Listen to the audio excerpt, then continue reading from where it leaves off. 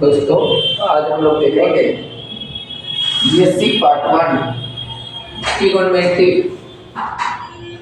आज हम लोग देखेंगे बीएससी पार्ट 1 ट्रिगोनोमेट्री। पहला एक्सरसाइज है इसमें डी मॉर्गन्स थ्योरम। तो पहला एक्सरसाइज हम लोग आज देखेंगे D Morgan's theorem.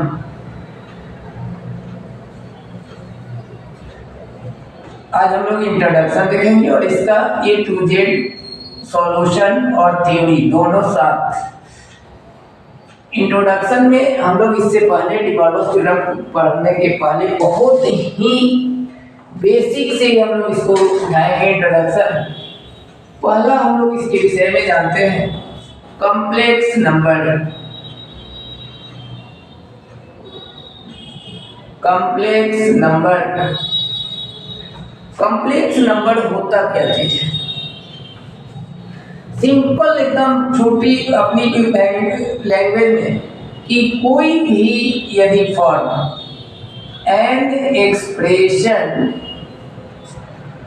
Of the form, यदि कोई भी अगर एक्सप्रेशन यदि z equal to x plus i y, अगर कोई भी कॉम्प्लेक्स नंबर का पहचान है कि कोई भी यदि expression x plus i Y के फॉर्म में हो तो वह कॉम्प्लेक्स नंबर होता है। कोई भी expression z equal to x plus i y where x and y be real and i को हम लोग बोलते हैं इमेजिनरी नंबर। और कॉम्प्लेक्स नंबर को हम लोग जब भी डिनोट करेंगे तो it is denoted by, complex number को हमेशा z से डिनोट करेंगे। तो कोई भी एक्सप्रेशन यदि x प्लस आई वाई के फॉर्म में है तो वह कॉम्प्लेक्स नंबर कहलाता है, जिसमें x और y जो होते हैं वह रियल नंबर होते हैं और i को हम लोग इमेजिनरी नंबर कहते हैं। कॉम्प्लेक्स नंबर को जनरली डिनोट हम लोग z से करते हैं। एक एग्जांपल हम लोग जैसे उठाते हैं z equal to 2 plus 3i। अब इसमें आपसे कभी कभी कहा जाएगा कि रियल पार्ट बताइए। तो रियल पार्ट क्या होता है कि जिसमें i नहीं लगा हो, जिसमें i नहीं लगा हो वह रियल पार्ट होता है और जिसमें i लगा हो वह इमेजिनरी पार्ट होता है। तो इसमें रियल पार्ट आपका 2 हो गया और इमेजिनरी पार्ट आपका 3 हो गया। दूसरा एग्जांपल अगर हम ले लें कि z equal to 4 minus 4i, तो इसमें रियल पार्ट और इमेजिनरी पार्ट ये 11th में भी पढ़े हैं, नहीं भी पढ़े हैं तो कोई दिक्कत परेशानी नहीं होगी। रियल पार्ट है 4 और इमेजिनरी पार्ट भी i का कोफिशिएंट जो भी होगा सब इमेजिनरी पार्ट कहलाएगा। तो इमेजिनरी पार्ट हो गए -4। और ये जो z equal to x plus i y है इसको हम लोग कार्टेशियन फॉर्म बोलते हैं। तो कोई भी कॉम्प्लेक्स नंबर यदि x प्लस आई वाई के रूप में नजर आए जिसमें x और y रियल नंबर होते हैं और i को हम लोग इमेजिनरी नंबर कहते हैं। कॉम्प्लेक्स नंबर को जनरली z से डिनोट हम लोग करते हैं, छोटा छोटा स्थिति है। उसके बाद हम लोग सेकेंड स्थिति क्या देखेंगे कि power of i। Second topic है कि पावर ऑफ i। जनरली हम लोग इसमें एक चीज हमेशा दिमाग में रखेंगे कि ये आइडेंटिटीज है। यदि i equal to root under -1, जहां कहीं भी अगर क्वेश्चन इस फॉर्म में लिखा हो तो इसको हम लोग कोई छेड़छाड़ नहीं करते हैं, ये आइडेंटिटीज है। लेकिन अगर यही i स्क्वायर हो जाए तब यहाँ पर हम लोग वैल्यू इसका पुट कर लेंगे। तो i होता है रूट अंडर -1, तो i स्क्वायर का वैल्यू क्या हो गया -1। अगर अब आपसे कहा जाए कि i के पावर 3 का वैल्यू बोलिए तो इसी वैल्यू से हम लोग को सब सारा वैल्यू निकालना है।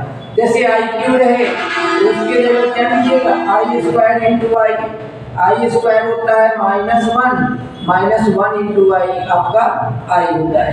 चाहे दूसरा ले लीजिए आई फोर जो होता है वह आई स्क्वायर इंटू आई स्क्वायर, तो आई स्क्वायर -1 ये भी -1 तो यह हो गया 1।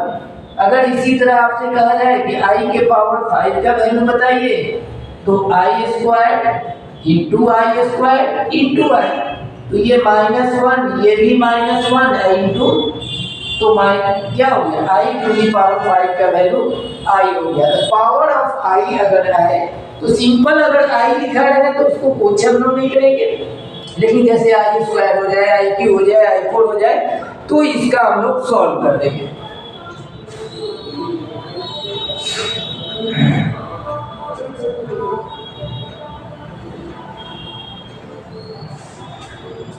उसके बाद हम लोग एक देखते हैं इस का बहुत ही जरूरत होगा एक डी मॉर्गन थ्योरम है, modulus of a complex number, कि किसी भी कॉम्प्लेक्स नंबर का मॉडुलस हम लोग कैसे निकालते हैं।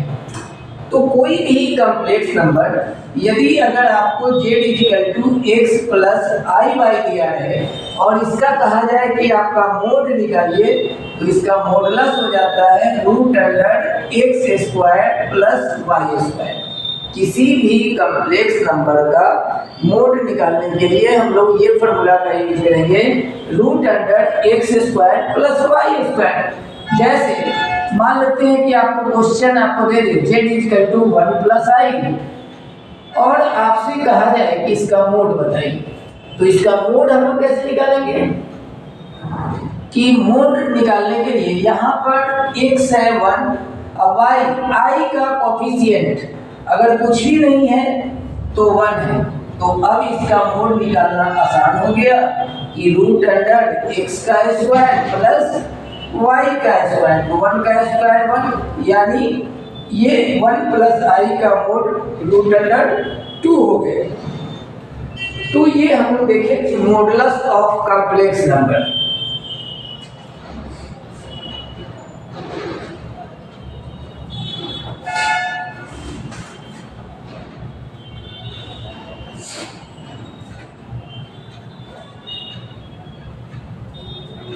उसके बाद हम लोग एक टॉपिक देखते हैं इसमें कि आर्गुमेंट हम लोग कैसे निकालते हैं, कि argument of a complex number, कि कोई भी यदि कॉम्प्लेक्स नंबर यदि दिया है तो उसका आर्गुमेंट कैसे निकालेंगे।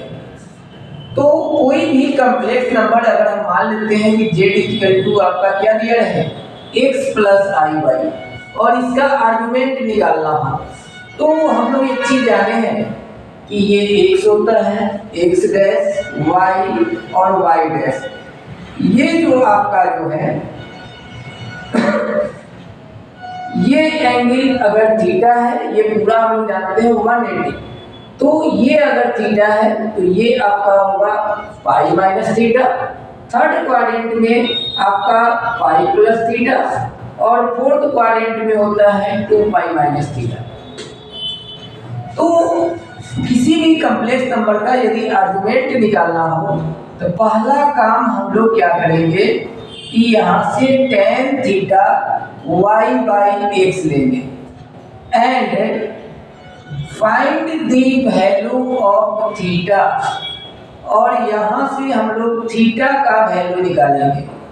ठीक है, तो थीटा का वैल्यू यहाँ से क्या हो जाएगा tan inverse y by x। उसके बाद हम लोग देखते हैं कि ये x और y जो है ये जो पॉइंट है कार्टेशियन फॉर्म में वह किस क्वाड्रेंट में लाइज करेंगे। तो दूसरा का हम लोग क्या देखते हैं कि since point lies in which quadrant, कि उसके बाद हम लोग ये चेक करेंगे कि ये एक, जब हम लोग पहला काम कि किसी भी कॉम्प्लेक्स नंबर का आर्गुमेंट निकालने के लिए पहले हम लोग tan theta y by x लेंगे, वहां से थीटा का वैल्यू निकालेंगे। दूसरा काम करेंगे कि x और y ये जो कार्टेशियन वैल्यू है इसलिए इस क्वाड्रेंट में लाइज कर रहे हैं, इस चीज को देखेंगे। तीसरा कि if point lies in first, second, third, fourth, then argument will be आपका theta, pi minus theta, pi plus theta and 2 pi minus theta.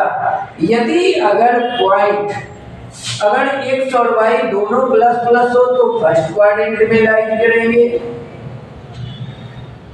यदि माइनस प्लस हो तो सेकंड क्वाड्रेंट में लाइज करेंगे, यदि माइनस प्लस हो। तीसरा यदि माइनस माइनस हो तो थर्ड क्वाड्रेंट में लाइज करेंगे और प्लस माइनस हो तो वह फोर्थ क्वाड्रेंट में लाइज करते हैं। यदि प्लस x और y दोनों प्लस प्लस हो तो फर्स्ट क्वाड्रेंट, अगर x माइनस वाई प्लस हो तो सेकंड क्वाड्रेंट, यदि दोनों माइनस हो तो थर्ड क्वाड्रेंट और एक प्लस एक माइनस हो तो फोर्थ क्वाड्रेंट में लाइज करेंगे।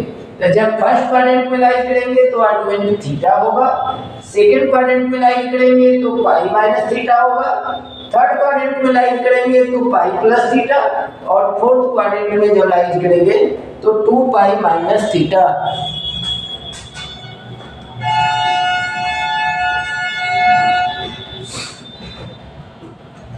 इसके बाद हम लोग एक देखेंगे पोलर फॉर्म।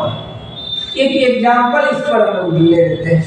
जैसे मान लेते हैं कि आपको z = 1 + i है और आपसे कहा जाए इसका आर्गुमेंट z बताइए, आर्गुमेंट बताइए।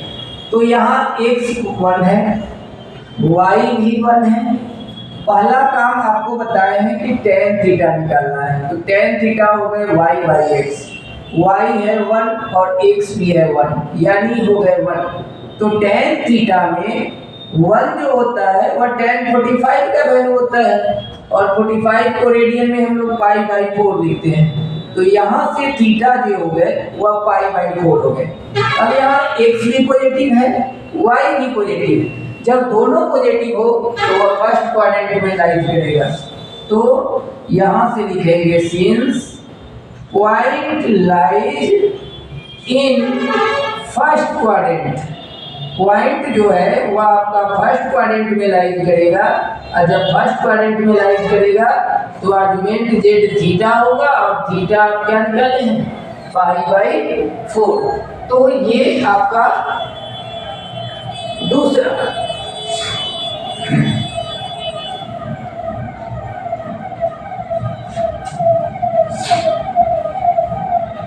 दूसरा हम लोग चलेंगे कि कार्टेशियन से पोलर में कैसे आएंगे। कार्टेशियन टू पोलर कोऑर्डिनेट, कि कोई भी कार्टेशियन कोऑर्डिनेट दिया हुआ है और उसको पोलर में हम लोग कैसे कन्वर्ट करते हैं। तो पोलर में कन्वर्ट करने का फॉर्मूला होता है, पोलर में पोलर कोऑर्डिनेट निकालने का फॉर्मूला आपका जो होता है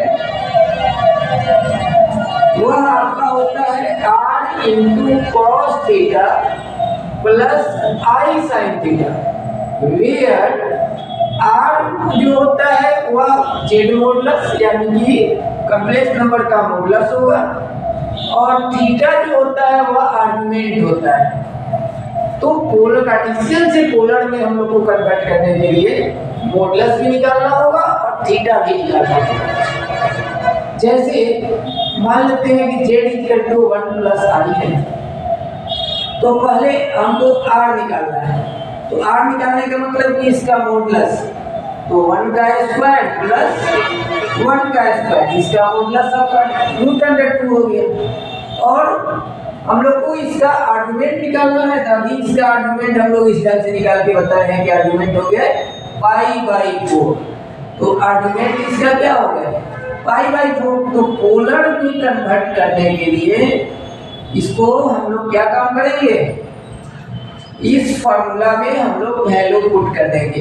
तो इस ढंग से हम लोग कार्टेशियन r का वैल्यू है √2 और थीटा है π/4। तो इस ढंग से यह जो कॉस और साइन के केस में जब हम चेंज कर देते हैं तो वह पोलर फॉर्म हो जाता है।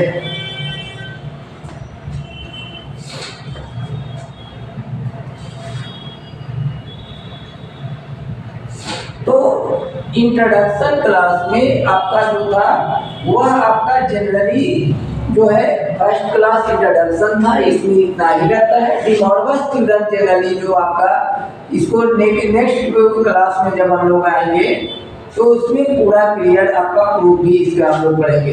डी मॉर्गन थ्योरम क्या होता है जनरली अभी कि cos theta plus i sin theta to the power n, यदि इस फॉर्म में रहे तो cos n थीटा और i sin n थीटा, ये जो फॉर्म होता है यही डी मॉर्गन थ्योरम का फॉर्म होता है। जैसे मान लेते हैं क्वेश्चन अगर दिया रहे cos theta plus i sin theta to the power 4, तो इसको हम लोग लिखेंगे cos 4 theta i sin 4 theta, या यदि cos theta i sin theta to the power -5 है तो इसको भी हम लोग यही सिंपल -5 थीटा और i sin -5 थीटा। तो यहाँ पे आपका हो जाएंगे cos में माइनस प्लस ही होता है, लेकिन sin minus theta minus sin theta. तो ये जो फॉर्म है इसको हम लोग cos आपका डी मॉर्गन थ्योरम का फॉर्म करते हैं और डी मॉर्गन थ्योरम हम लोग इसी ढंग से इसको पढ़ेंगे।